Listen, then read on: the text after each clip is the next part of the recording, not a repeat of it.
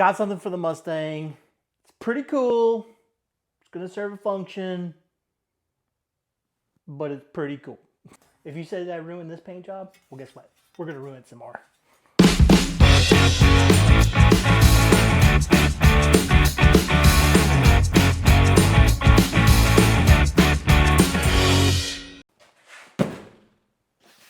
It's in this box. So in the box,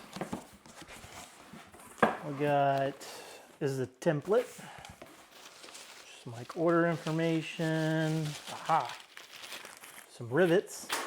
These are actually pretty cool because they're actually black rivets for our black louvers. So these are a set of louvers from Race Louver. I don't know if you can see that. Yeah, there you go. Race Louver. Really nice. Pretty good thickness. They feel like they'll be nice and solid when we get them on the car. But obviously this is some stuff that's made out of aluminum. It's been cut out. They've directed it, you know, for some, you know, looks like air extraction or heat and cooling and things like that, depending on the purpose. For our purpose, we will be installing these behind the rear wheel. No, I said that wrong. Installing these on the front fender behind the wheel. Okay, that's what we're going to be doing. So basically, wheel's going to be right here, fender, all that good stuff.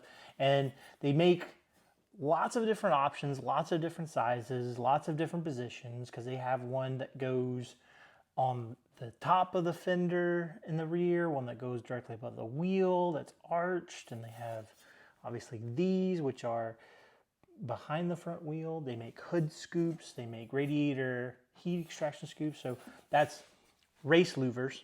And then also, this is not a paid promotion, okay? So don't get it twisted. I liked what they had to offer. I was happy with the quality that I had seen from these guys. So that's the reason why I bought these.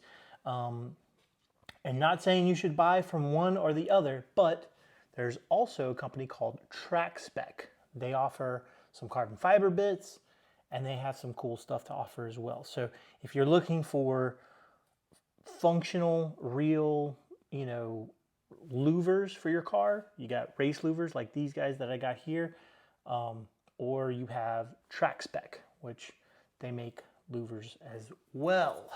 So get this guy out the way. So this is going to be, I think, fairly simple install. Okay, we have a rivet gun, so I can pop these. I'm gonna go a step further than just rivets. I think I got some JB Weld that I'm going to put a small coating around here just so it helps to really hold it in place, because in case something happens, like the fiberglass fender flexes or the rivets don't take to the fiberglass too well, then we're gonna have some need alternatives. I think it'll be fine, but just in case, we'll just, you know, put a little bit of a spread of JB Weld. A little bit of JB Weld doesn't hurt. So got this. Now for us to get started, we're going to take the templates that we got. You get two of them because there are two different kinds. These are not reversible, but for the most part, what we got to do, that's freaking spot on. Okay, so put that guy off to the side. Maybe we got a razor blade. So you guys can probably see a little better.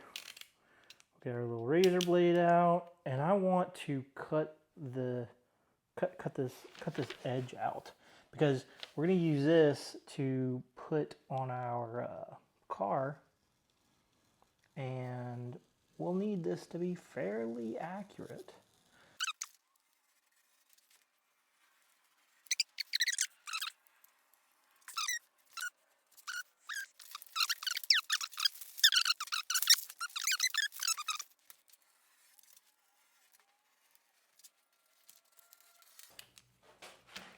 That wasn't the smoothest of cuts. Let's see if we can't free this guy. There we go. There we go. Hey, we'll see if we cut this middle part out.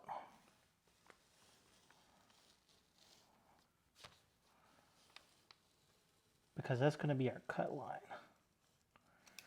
Our actual real cut line on the fender itself.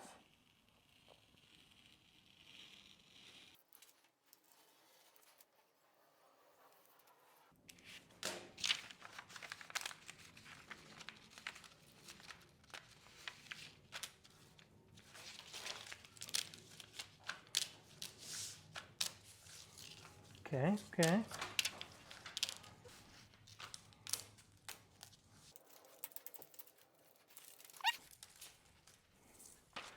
Let's save this just in case.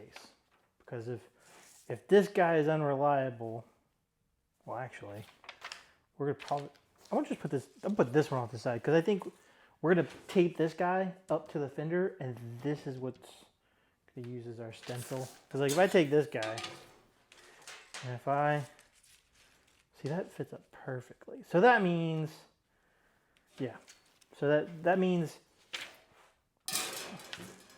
basically this is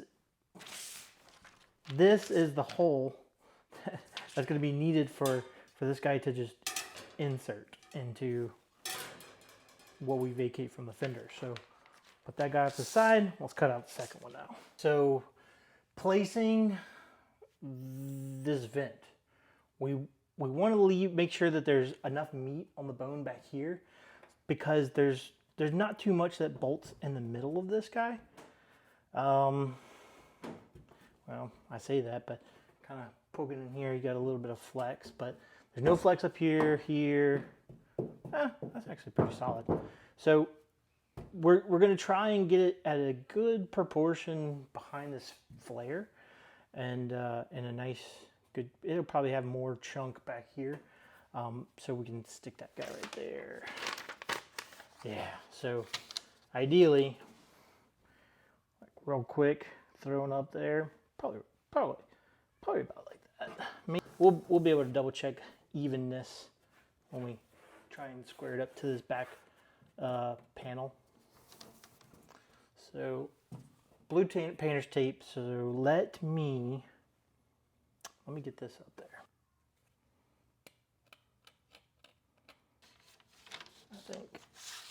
I'm thinking we're gonna get right here.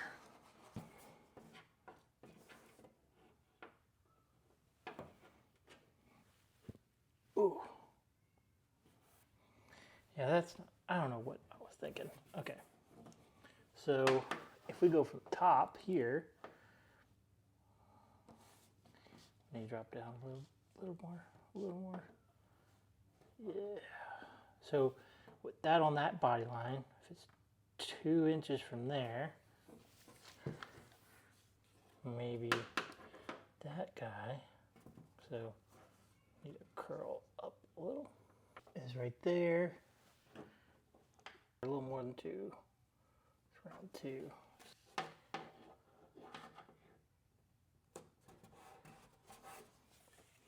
totally just eyeballed that. Because never mind. I don't want to. So from this crease to the top of this paper, 2 inches. So we want that for this one, which is not. All right. So got this triangulated out. Let's get that secured. Yeah, I'm super happy with that placement. So I'm going to take my other one. We're going to go to the other side after I take a lot of detailed measurements here. And we're going to try and mirror this to the other side. Okay, so I think I just need a vent in this fender right here, right? I'm putting it close enough aesthetically. So there's a little bit of a gap, but it's not, it's like, it's radiusing into the flat part. Then you got to give it a little bit of flat, you know, so because there's a flange that goes on the outside of this edge, so that it'll sit flat on the fender. And that will be enough so that this thing gets placed pretty good. So I like this placement right here. I don't think it needs to be far back. I think this is good. I think this is real good. Plus, on the back side, yeah. So and this should be all open on the back side of this fender. Let's go do the other side. Let's transfer some measurements though. So yeah. So basically, 2-inch from body line, and then over here we need 2-inch from body line. That'll cover us for this top line. 6.5 inches from here to there. 6.5 inches. 6. So 6 inches. So here we're at this part in this stage where I got a little Sharpie. I basically outlined that little template. I have the other side already posted up. So basically it's 2 inches from this body line to the top of the paper. It's 6 inches from top of this to this end of the panel. And it's 6.5 from this side to the end of the panel. So just confirming, 6.5, about 2. If you look, it's close. Yeah, about 2, and then go from the top. So you right at 6, and then when you go to the bottom, yeah, right at 6.5. So I think what we can do is we'll carefully remove our stencil.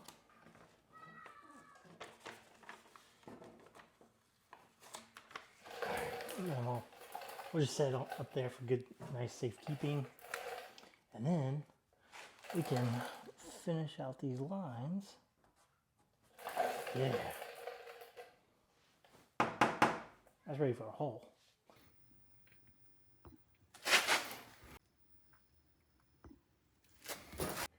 Alright, so I got my little safety glasses because this is fiberglass and it's annoying enough when you get it all in your hands when working with it, so definitely don't want to get it in an eye.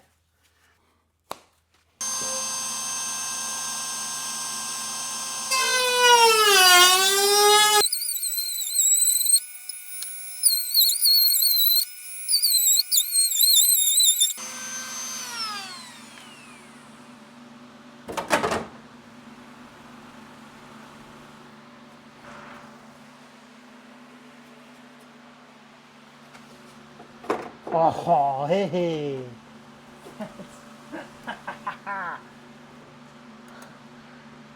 That's not too shabby.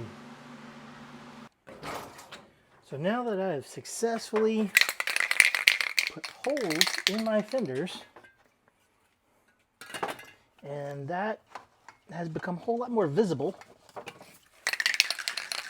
guess you know what's happening next. We need to paint. So we'll finish using this guy up. Not much. It just needs a little bit of a touch up to get rid of, you know, overspray.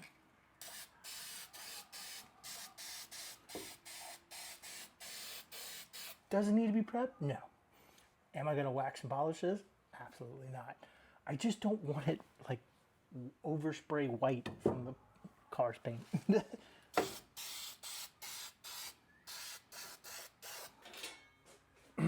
So next thing I want to do is, you see these things? You see how nice and pretty, great powder coating, laid down flat, it, you know, very even coats. I'm sorry, we got to mess it up a little bit, okay? Because we can't have nice, pretty black, glossy black, mind you, on a car that looks like this. So I've got a ton of leftover paint from when we did the faux patina on the Mustang, and I'm about to take this thing out back, and we're gonna give the same treatment. So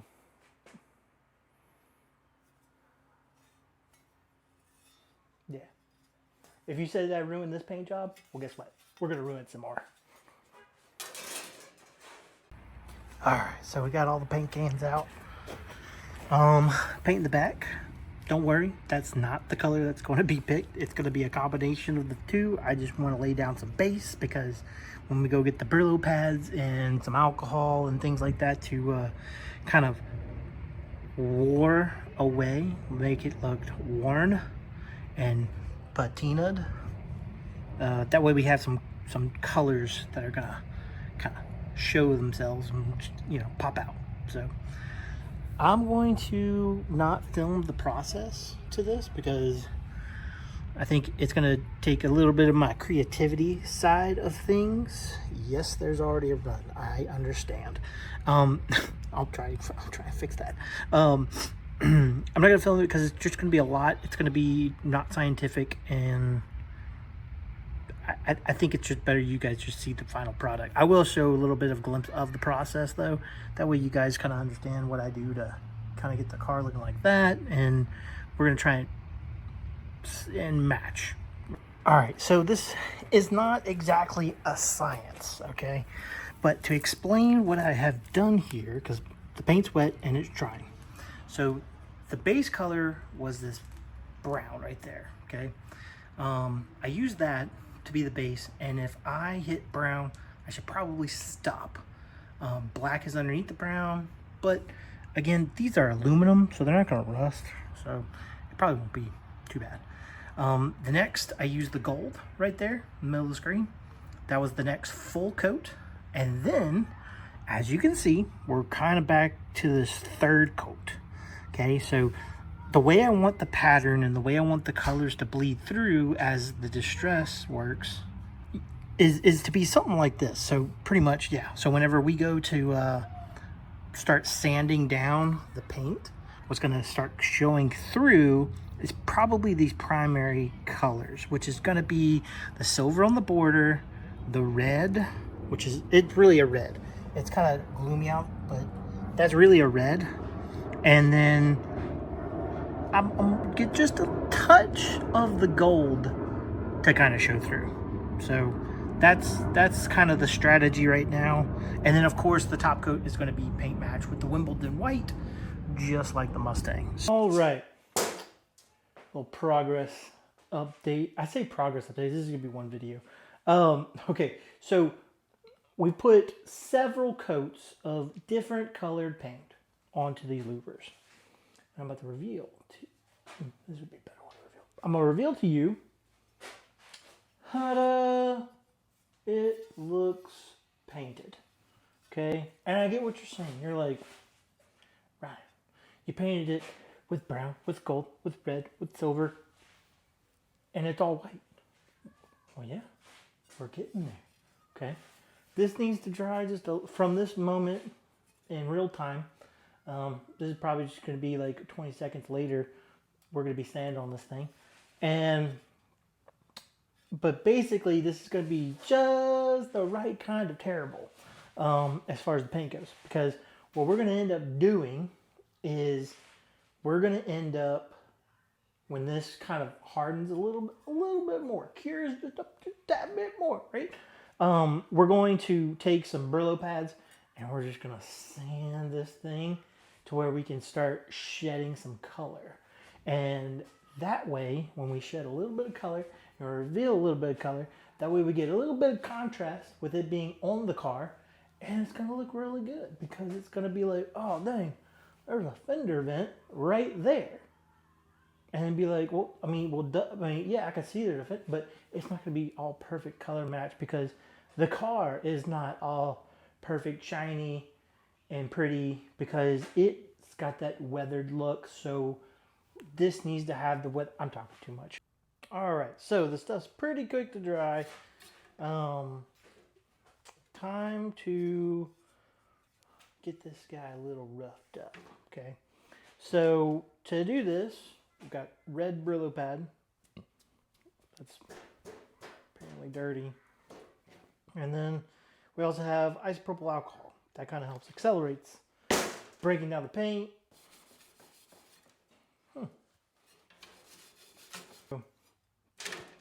I'm going to go ahead and take care of the rest of them, and I will check back in with you guys in a sec.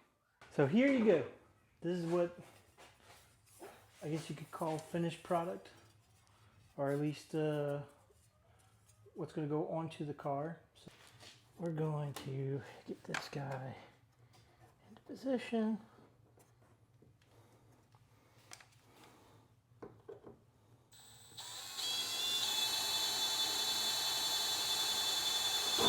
All right, got one of those. One of those. We'll get one. All right, there.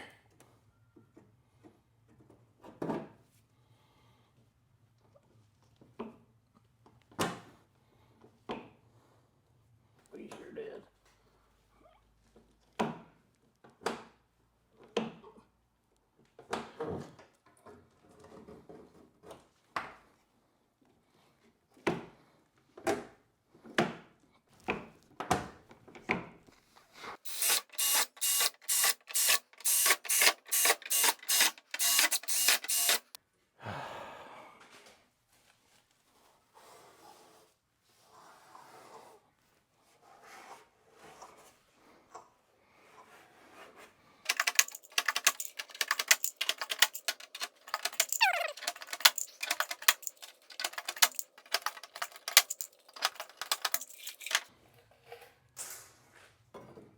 Nice.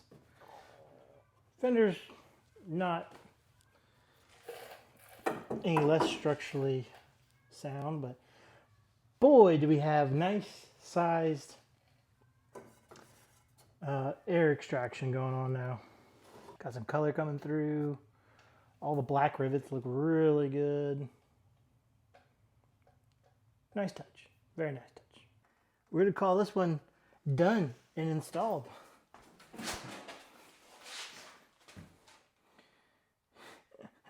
That looks pretty cool. All right, so we got the louvers installed. I think it looks pretty good. This angle, they seem too small, but they're plenty big. Trust me. Just FYI information on these things. This is from racelouvers.com. You look on their website. They got tons of information on size, on different shapes, hood stuff, fender stuff, and they have so many other things. And as well as if you are a part of a racing sanction or a racing league of some sort, and you have a specific rule set you need to follow, they already got you covered because they have, they have all the rules figured out. So I've got mine installed. They're super simple to install. I mean, they give you the templates in the box, and all you got to do is, like pretty much follow. You can either follow my video, and minus maybe one or two steps like painting and scuffing it up. Like, you don't need that unless you really want to. But for the most part, very simple. You cut out the template. I use painter's tape, marked the template where it needed to be. I measured twice. Then I just got a Dremel, or not a Dremel, a rotary tool, and just sliced a big hole in my fender. And then it was just as simple as just rivet the thing on. I have the rivet tool, super simple. I used a little bit extra. You don't need to do JB Weld. I did the JB Weld just for an extra precaution. You don't have to do that. I did that. And so yeah. So it worked out pretty good. I'm pretty happy with it. I can't wait to go get some pictures in the daylight and outside of the garage because it's a little cramped in here. So I appreciate you guys watching. I appreciate you guys hanging in there. And, stay tuned because we got more modifications to the Mustang. I appreciate you watching. Hit the like button. Comment down below. I mean, they even make a louver that goes right here. So should I get one that goes at the top of the fender? I don't know. Well, we'll see. So I appreciate you watching. Hit the like button. Comment down below. Should we add more fender louvers? I don't know. But if it's your first time here, why don't you think of subscribing? I will see you later.